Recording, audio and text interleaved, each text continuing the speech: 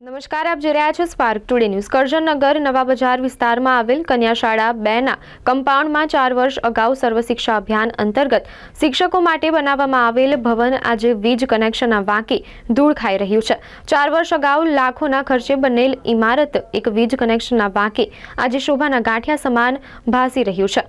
અસામાજિક તત્વોનો અડ્ડો બનતું જતું ભવનમાં ધૂળ ઝારાની સાથે પાણીની ખાલી બોટલ, દારૂની બોટલો જોવા મળી રહી છે। અનેકવાર તંત્ર દ્વારા વીજ કનેક્શનની માંગ વીજ કંપનીને કરવા છતાં વીજ કંપની દ્વારા શિક્ષક ભવનને વીજ કનેક્શન આપવામાં આવ્યું નથી। ભવનમાં બારીઓના કાચ તૂટેલી હાલતમાં છે તો કોઈ રૂમોમાંથી અસામાજિક તત્વો પંખાઓ પણ કાઢી લઈ ગયા છે। શિક્ષણ વિભાગ દ્વારા વીજ કનેક્શન માટે 4 માસ અગાઉ રૂપિયા પણ ભરી દેવામાં આવ્યા હોવા છતાં વીજ કંપની કનેક્શન આપ્યું નથી, જેથી આજે લાખો રૂપિયા જાણે ધૂળ ખાઈ રહ્યા હોય એમ દેખાઈ રહ્યું છે।